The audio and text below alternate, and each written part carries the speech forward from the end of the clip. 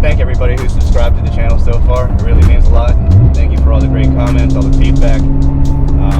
Slowly growing this channel from nothing, and you guys are basically motivating me to keep creating this content that I think some of you like. But all I know is I enjoy driving this car. I enjoy working on the car, and I found a new aspect of the car that I really enjoy, which is video logging everything that I'm doing to it. I'm glad that other people share the same interests as me, and hopefully we can get something rolling.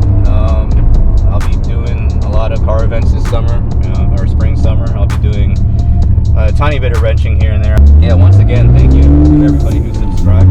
And if you're just tuning into this channel and you're into Porsches and modifying them, then this might be a good place for you to subscribe to. And go ahead and hit that alert bell. That way you get a notification every time I upload something new. We're almost there, so we'll check in when we get this thing on the rack. Only thing that sucks, I wish you guys could see this right now, there's a freaking pot crater. Fucking shit.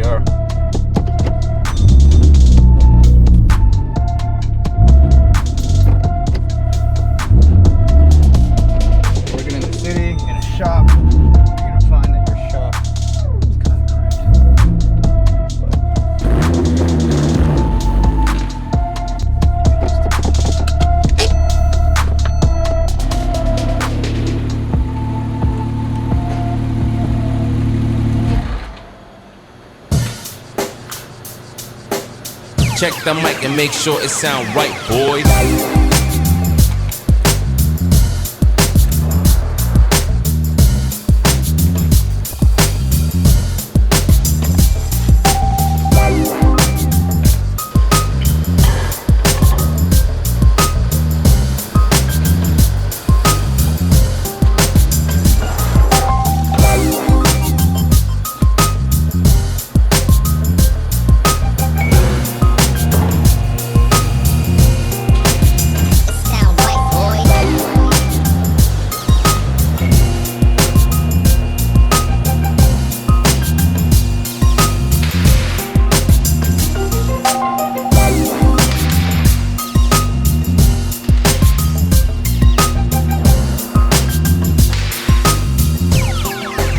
It sound right, boys. I start by draining the dry sump tank. In order to do that, you got to make sure that you counter torque with a 27 millimeter wrench on the tank body. Otherwise, you can break it. So basically, you want to apply counter torque to the tank in the opposite direction of the drain bolt. It should pop right off.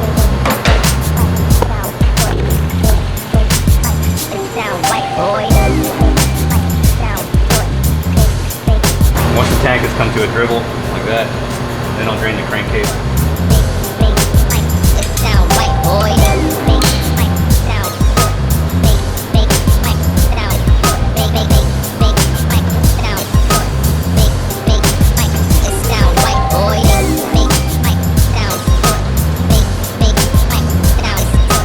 And I'll let everything come to a dribble. It sound right, boys. I use new crush washers for the oil drain plug on the crankcase and on the dry sump tank. Tightening torque for this crankcase bolt drain plug is going to be 52 foot-pounds.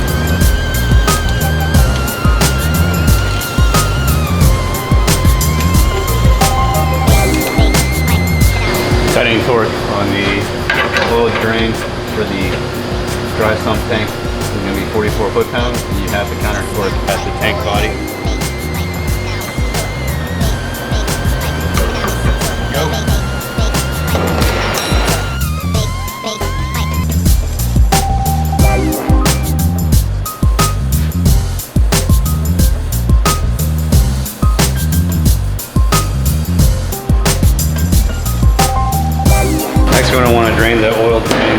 the turbocharger return reservoirs. There's one on each bank 2, bank 1. We'll get that done.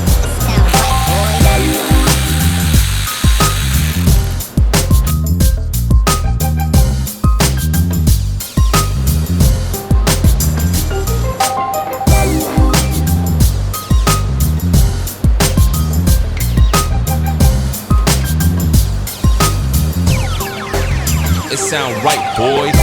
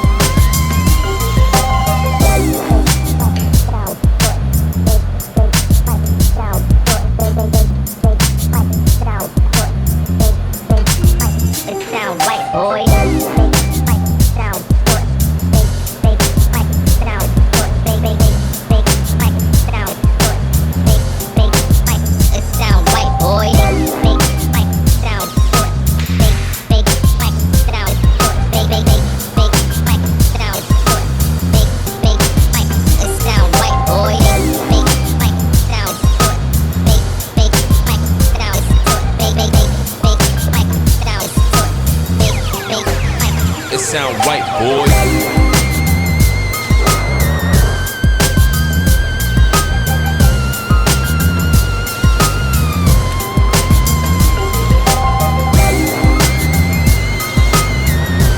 You want to replace both O-rings on this oil filter housing cap.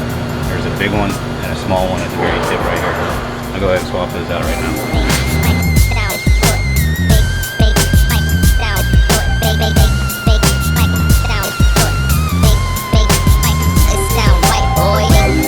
Tightening torque is 19 foot-pounds.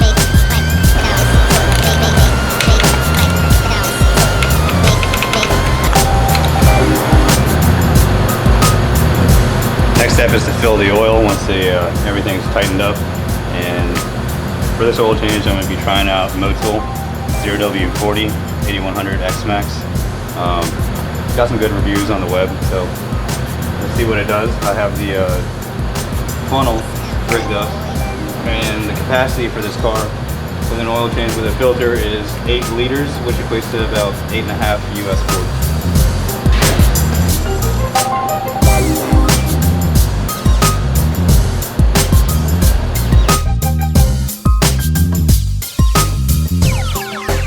It sound right, boys.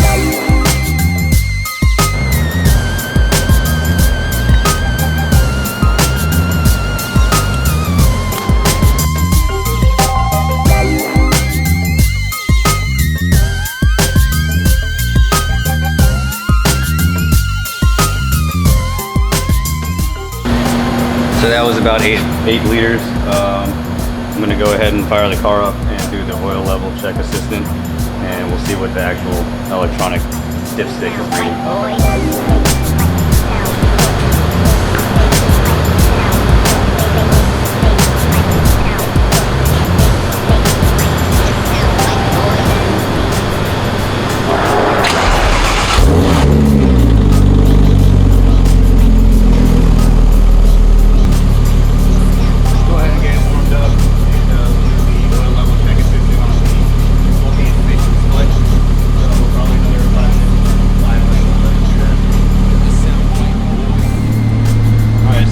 Pretty much warmed up.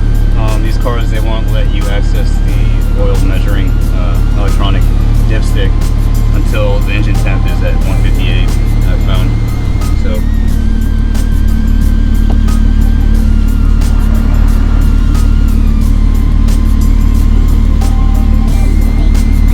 So as you see, we've got about 3 bars filled all the way up to almost, I like to keep that top bar empty. I don't know why, but I'm always paranoid about overfilling these because you can damage some stuff if you do overfill it with oil.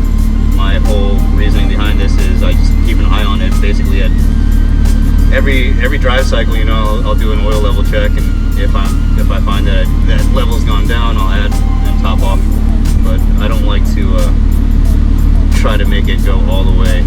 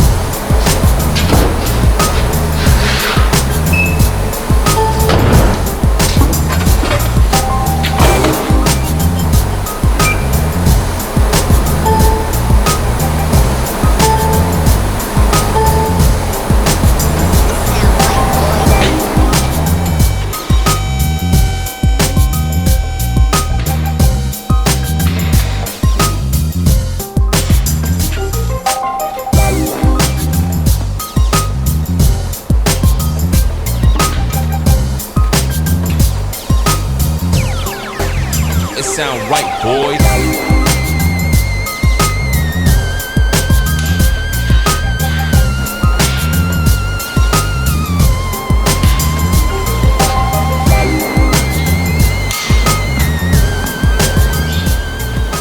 So this Hunter machine that I'm using to do this four-wheel alignment on my car, it allows us to do what's called rolling compensation.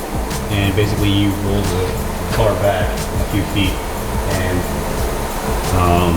the sensors that are mounted onto the wheel will actually measure your, take an initial reading of your camber and your toe.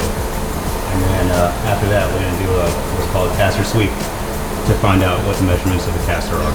So let's get that done.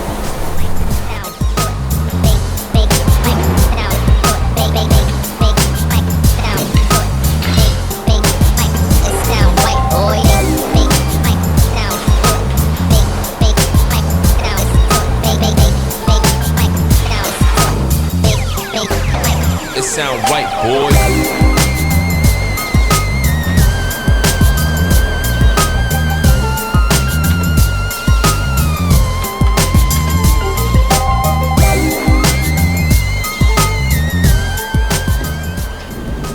So here are my initial readings. I'm not too concerned about the camber readings because I'm lowered on H&R springs, so the car's going to naturally have some natural negative camber. Just as long as I get the values of the camber to match, which they almost already do. I'm more concerned about toe, because toe is what will actually eat up the inside of the tire if they're not correct. As you can see, my left front toe is way out of specification, whereas my right front toe is pretty much spot on to where the factory wants you to have it. So I'll probably try to bring the left camber negative to the negative 2.7s, dial out the left rear toe along with the right rear toe, even though it's on the borderline of good or bad. Another thing I'm kind of concerned about are my caster readings. Caster will actually cause the car to track to one side or drift to one side because one is picking up that one wheel is, the right front wheel is 0.4 degrees positive when compared to the left front, which is 0.4 degrees negative. It's supposed to fall in this green range, 7.9 in that area. Typically, a caster, like even if these lit up red, I wouldn't really care just as long as the values match. Same with the camber. But yeah, let's get it up and we'll do the adjustments to make everything good.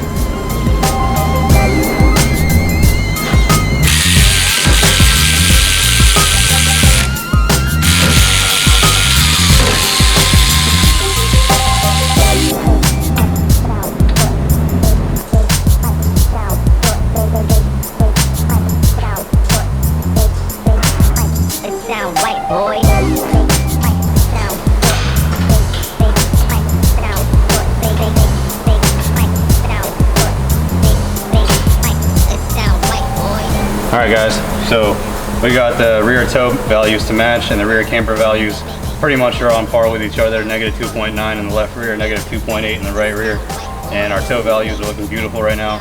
Next we're going to move on to the front toe, and we'll see what happens when we adjust these two values. Maybe that'll bring the caster value that I don't like seeing, the variance, maybe that'll bring it in closer to each other. I also kind of don't like how the left and right camber is off by 0.4 degrees, and I know for a fact that those upper strut mounts are maxed out negative, so they should be matching with each other. I could change it by bringing the right front out more positive, but then I'm gonna have to do another caster sweep. We'll just see what happens.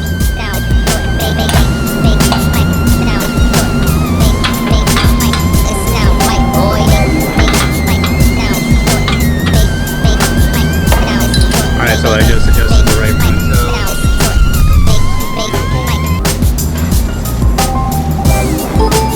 Next we gotta do the left front. I'll show you guys what happens, what I'm seeing on the computer screen as I turn this tie rod in and out.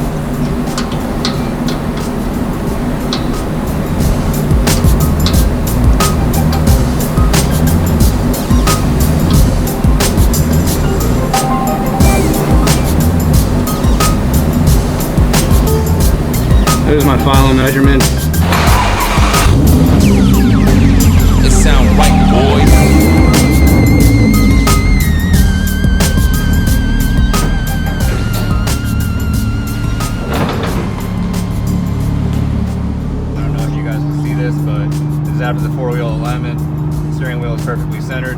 center lane with the least amount of road crown. So yeah, everything's good to go, everything's smooth. Let's get back home and put my bolts back on.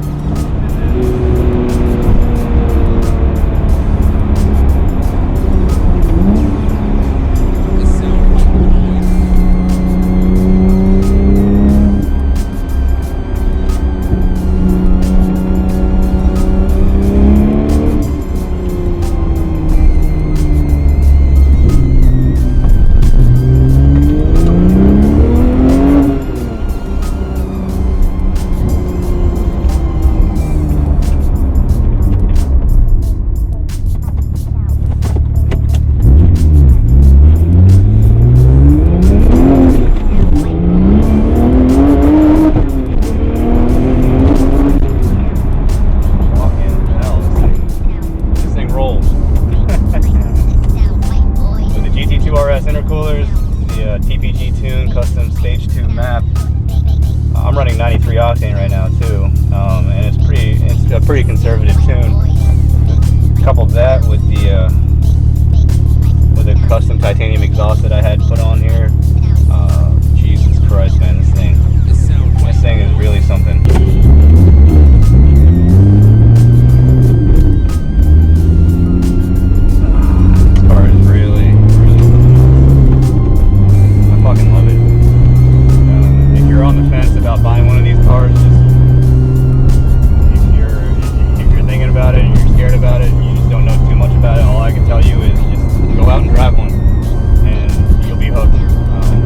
That power is